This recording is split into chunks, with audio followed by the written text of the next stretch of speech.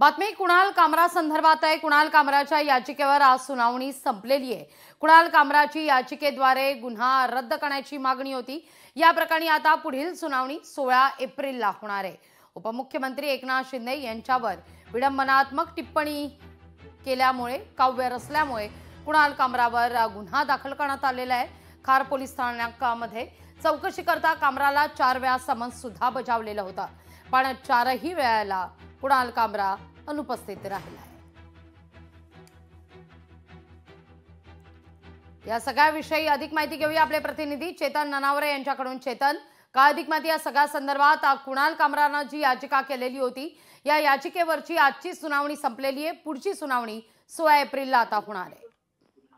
निश्चित एकंदरीत लागवी, कारण या संदर्भात जर माहिती घेतली असता कुणाल कामरा समोर सध्या संकट आहे ते अटकेचं संकट आहे आणि शिवसैनिक ज्या प्रकारे आक्रमक झालेले आहेत त्यामुळे सध्या जर पाहिलं तर महाराष्ट्रामध्ये कुठल्याही प्रकारचा शो कुणाल कामराचा होऊ दिला जाणार नाही असाही इशारा थेट देण्यात आलेला होता। त्यामुळे जोपर्यंत न्यायालयाकडून पूर्णपणे संरक्षण मिळत नाही तोपर्यंत कुणाल कामरा मुंबईमध्ये परतण्याचे संकेत कमी दिसत आहेत आणि परिणामी आता 16 एप्रिलच्या सुनावणीकडे सर्वांचं लक्ष असेल। 16 एप्रिलला न्यायालय आहे ते या संदर्भातील गुन्हे रद्द करताय का हे पाहणं महत्त्वाचं असेल, अन्यथा कुणाल कामरावर पुन्हा एकदा अटकेची तांत्रिक तलवार लटकण्याची दाट शक्यता आहे। लागवी अगदी चेतन, धन्यवाद तुम्ही दिलेल्या एकूणच सविस्तर माहिती करता।